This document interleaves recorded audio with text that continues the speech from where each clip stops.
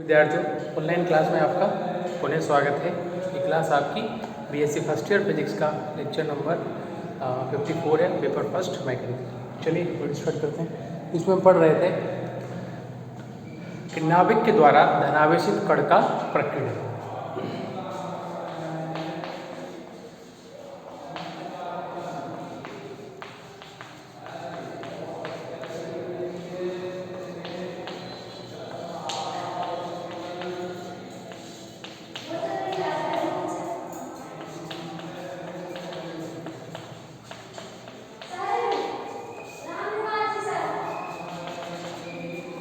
नाभिक के द्वारा धनावेशित कण का प्रकीर्णन, ठीक है। इसमें हमने क्या डायग्राम भी बनाया था आपका, ठीक है। डायग्राम बनाया था इस टाइप से।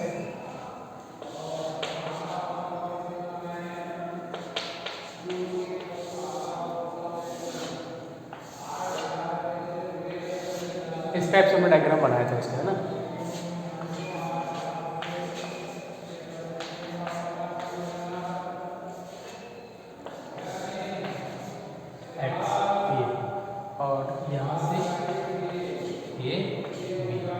ठीक है, ये वाला हमने डायग्राम इसमें बनाया था। अब इसमें देखिए क्या है कि समझ लिया था प्रारंभिक में जो अल्फा कण है वो एक सरल रेखीय गति करता है। कैसी गति करता है? एक सरल रेखीय गति करता है। और जब नाभिक के, चूंकि नाभिक ऊपर प्लस आवेश होता है और उसके चारों तरफ एक विद्युत क्षेत्र जनरेट होगा, तो नाभिक के जब क्षेत्र में आएगा तो उसके नाभिक और इन दोनों पर सेम चार्ज होता है, समान आवेश होता है, पॉजिटिव। तो नाभिक के द्वारा उससे प्रतिकर्षण में लगेगा और उसका रास्ता बदल जाता है, परिवर्तित हो जाता है। इसी को बोलते हैं प्रकीर्णन। यानी उसके पथ का क्या हो गया? प्रकीर्णन हो गया, स्कैटर्ड हो गया, विचलित हो गया वो अपने पथ से। और उसके बाद वो अति परिवलयाकार पथ पर गति करने लगता है। तीसरा जो हमने उसको स्टडी कर लिया था। उसके बाद ये जो डिस्टेंस होती है इसको बोलते हैं संघात प्राचल, इम्पैक्ट पैरामीटर। इम्पैक्ट पैरामीटर का मतलब कि अल्फा कण के प्रारंभिक पथ और नाभिक के बीच की न्यूनतम लंबवत दूरी को क्या कहते हैं? हम संघात प्राचल कहते हैं। ये आ गया। और उपगमन दूरी, उपगमन बिंदु और उपगमन दूरी। उपगमन बिंदु मैंने आपको बता दिया था कि उपगमन बिंदु वह बिंदु होता है कि जिस पर जब अल्फा कण उपस्थित होता है यानी पहुंचता है, उस समय अल्फा कण और नाभिक के बीच लंबवत दूरी न्यूनतम होती है। संघात प्राचल और उपगमन दूरी में अंतर समझिए।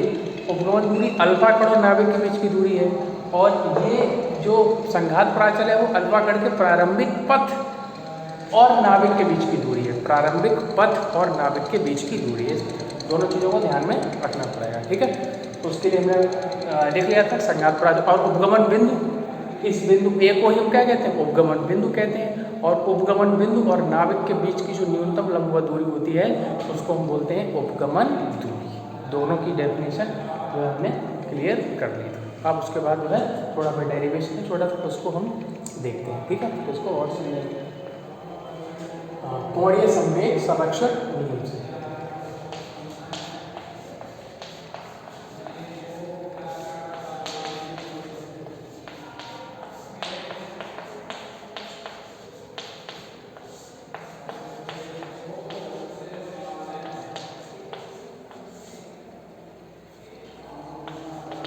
कोणीय संवेग आपको पता है क्या होता है? रेखीय संवेग गुणा लंबवत दूरी r क्रॉस p। तो अल्फा कण का द्रव्यमान हमने मान लिया m। प्रारंभिक स्थिति में अल्फा कण का कोणीय संवेग कितना हो जाएगा? जरा देखो कैसा हो, देखिए कोणीय संवेग संरक्षण नियम से, यानी कि एक चीज और देखिए, ये जो यहाँ की जो कंडीशन है ये प्रारंभिक कंडीशन कहलाएगी। ये जो कंडीशन है कौन सी कंडीशन कहलाएगी? प्रारंभिक कंडीशन। और बिंदु ए पर ये अंतिम स्थिति कहलाती है। देखिए प्रारंभिक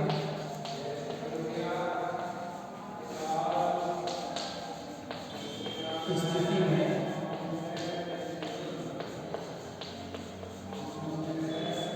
कोणीय संवेग बराबर अंतिम स्थिति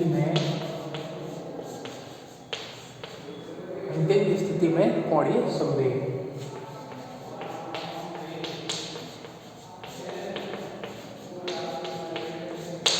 प्रारंभिक स्थिति में कोणीय संवेग और आपका अंतिम स्थिति में कोणीय संवेग। अब प्रारंभिक स्थिति में कोणीय संवेग कितना होगा? द्रव्यमान मान लिया हमने m और वेग क्या है यहाँ पर mv, तो ये तो हो गया रेखीय संवेग m और v नॉट, ये हो गया रेखीय संवेग। और रेखीय संवेग का आघूर्ण यानी कि लंबवत दूरी और होती है, तो यहाँ तो लंबवत दूरी का मतलब नहीं, इसके रेस्पेक्ट में हम निकाल रहे हैं, तो यहाँ से यहाँ तक की लंबवत दूरी देखो क्या है b, तो यहाँ पर क्या है समझ गए।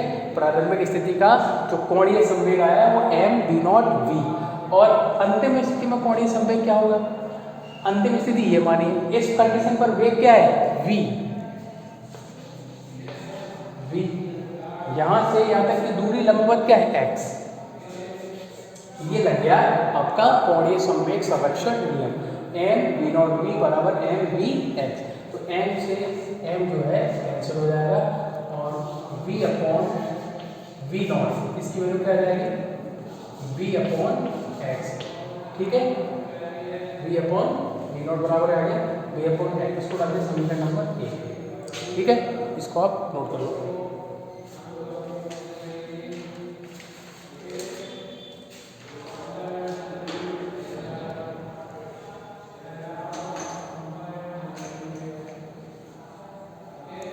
अब इसमें लगाएंगे हम ऊर्जा संरक्षण नियम।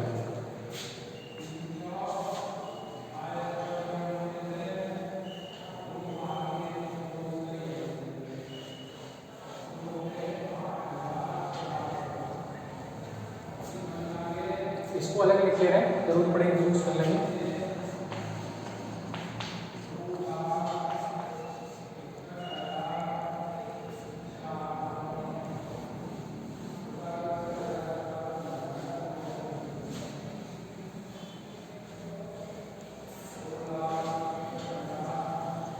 ठीक है, चलिए देखिए अब हम लगाएंगे क्या ऊर्जा संरक्षण नियम।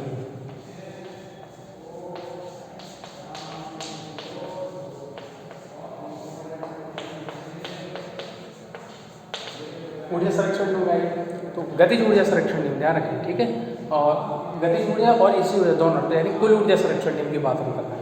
तो प्रारंभिक स्थिति में गतिज ऊर्जा उसकी कितनी 1/2 m v नॉट स्क्वायर, स्थितिज ऊर्जा उसकी 0 तक, तो वो गतिमान अवस्था में है। प्रारंभिक स्थिति में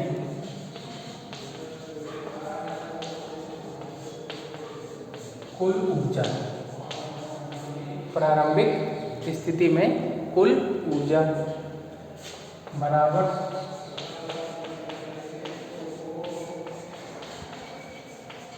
अंतिम स्थिति में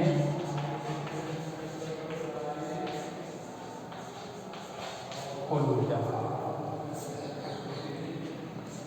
प्रारंभिक स्थिति में कुल ऊर्जा का मतलब गतिज ऊर्जा और स्थितिज ऊर्जा।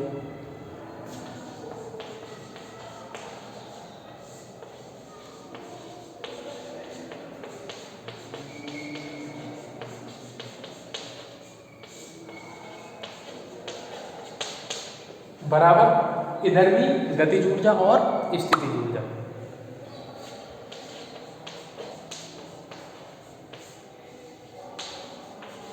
दिख रहा है?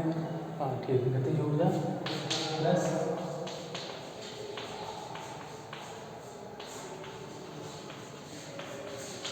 स्थितिज ऊर्जा, ये आ गया।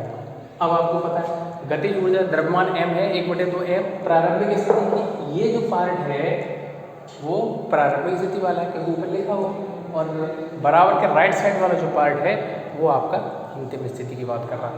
तो प्रारंभिक स्थिति में गतिज ऊर्जा की क्या है 1/2 m v नॉट स्क्वायर, क्यों?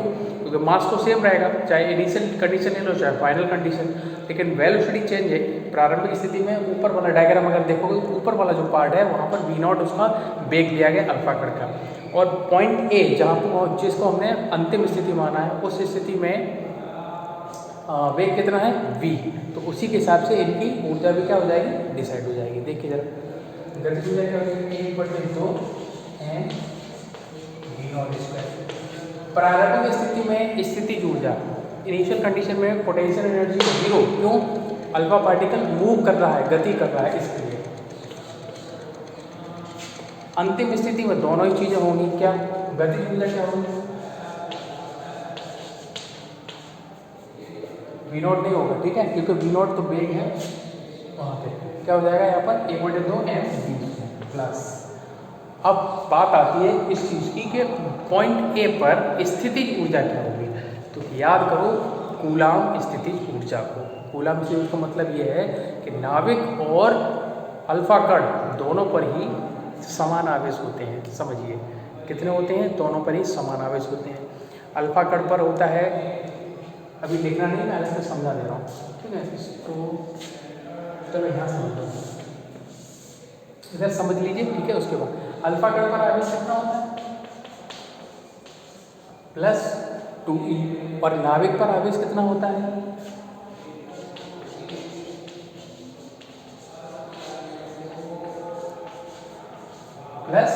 +z। दोनों पर ही समान आवेश है, तो इन दोनों के बीच में कूलाम पोटेंशियल एनर्जी आ जाती है। आपने सीनियर में पढ़ी है कूलाम स्थितिज ऊर्जा। तो इन दोनों के मध्य में फिर कौन सी ऊर्जा कार्य करेगी? कूलाम स्थितिज ऊर्जा। वही स्थितिज ऊर्जा यहाँ पर उसकी वैल्यू लिखी जाएगी। उसका फॉर्मूला क्या होता है वो जरा देखिए, इसको हटा देता है।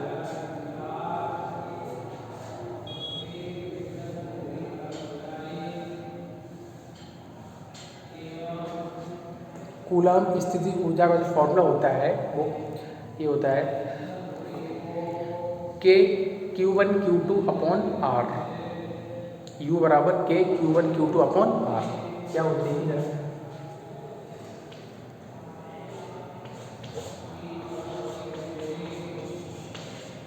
या तो 1/4πε0 रख लीजिए, या इसकी जगह K कर दीजिए, एक ही बात है। इधर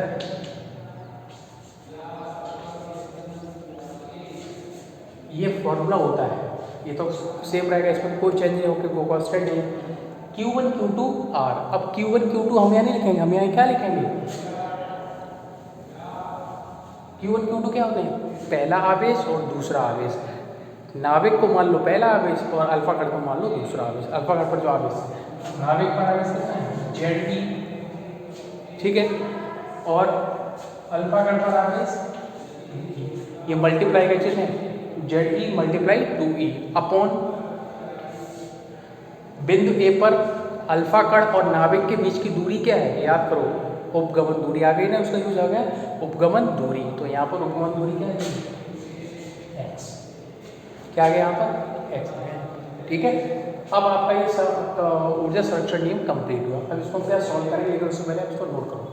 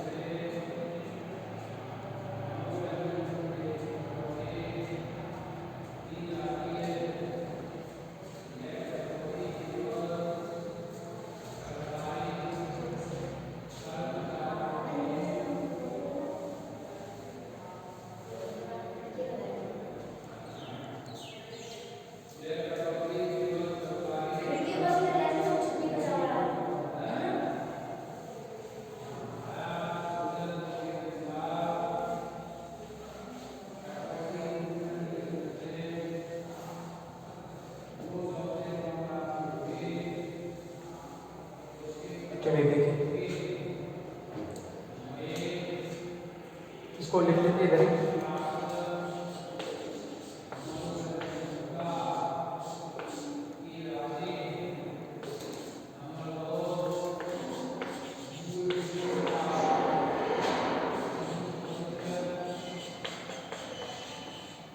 वन अपॉन 4πε0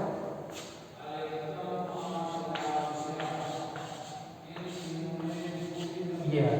अब इसको आप हटाते हैं।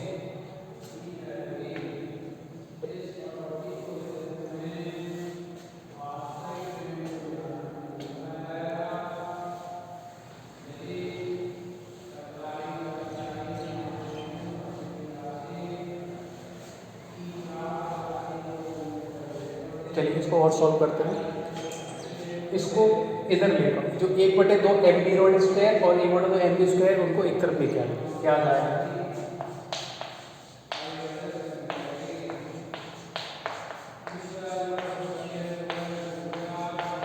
1/2 mv0² माइनस 1/2 mv² बराबर। अच्छा, इस 1/4πε0 को हम k भी लिख सकते हैं, कैपिटल के, आपको पता है सीनियर में लिख सकते हैं।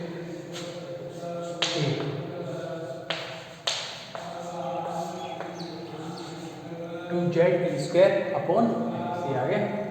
अब देखिए जरा, यहाँ से 1/2 m तो कॉमन है, हम b0² भी जबरदस्ती कॉमन लेंगे तो इधर तो है नहीं b0², तो जब इसको कॉमन लेंगे तो b0² कहाँ चला जाएगा? b² के अपॉन में चला जाएगा।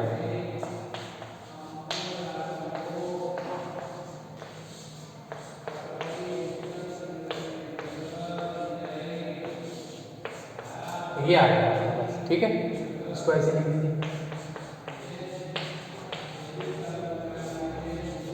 ये आ गया, इसको हटा दीजिए।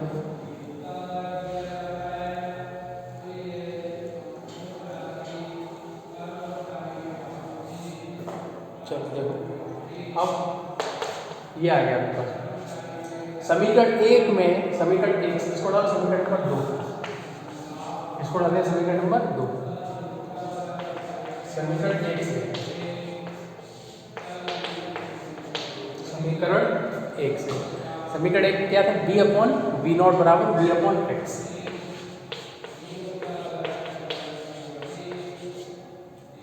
ये वैल्यू आप इस जगह पुट करेंगे, यह मान समीकरण 2 में रखने पर।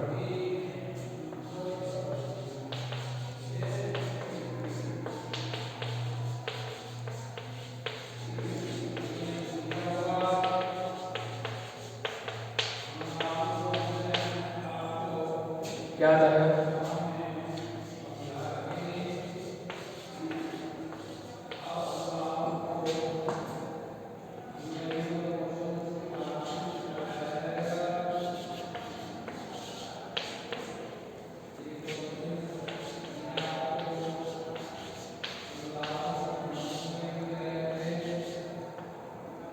तो नोट करो,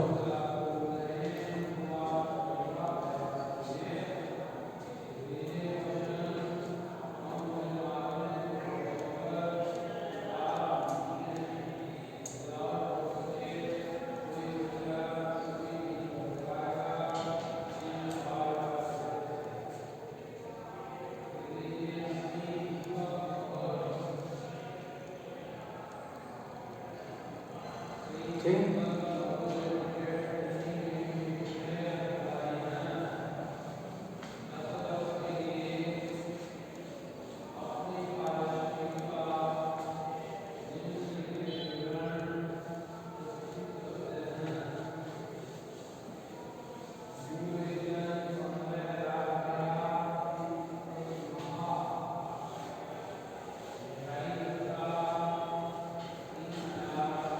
इसको और थोड़ा सॉल्व करना है, फिर हो जाएगा।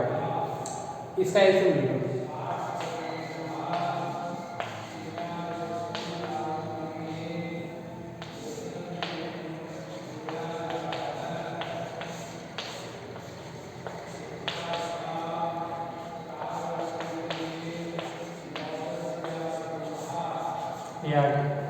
इस x से ये x हो जाएगा कैंसिल।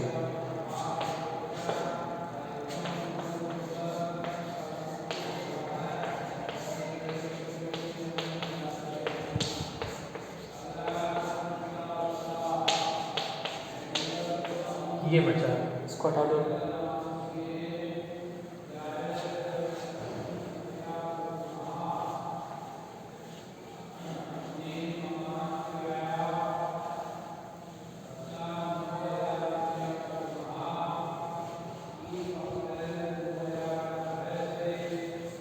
ठीक है, यहाँ से इस x की वैल्यू निकालिए आप, ये x क्या आ जाएगा? 1/2 v0²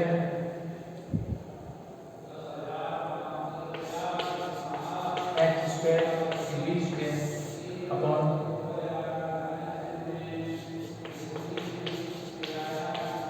2kz²। ये समीकरण जो है, इस समीकरण से आप उपगमन दूरी x का मान ज्ञात कर सकते हैं।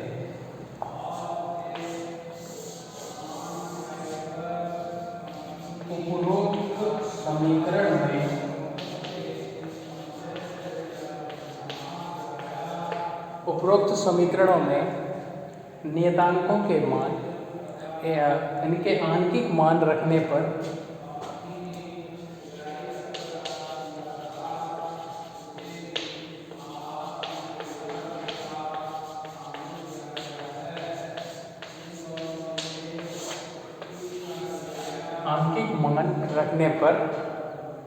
क्या किया जा सकता है? उपगमन दूरी x का मान ज्ञात किया जा सकता है।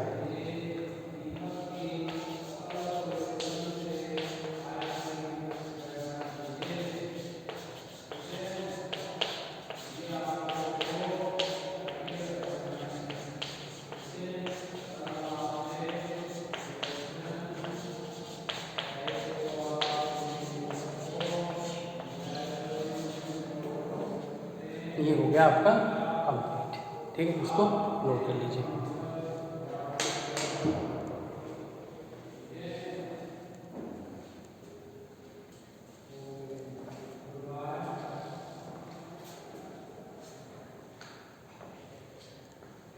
ठीक है, बाकी जो है वो नेक्स्ट वीडियो लेक्चर में। Okay, thank you.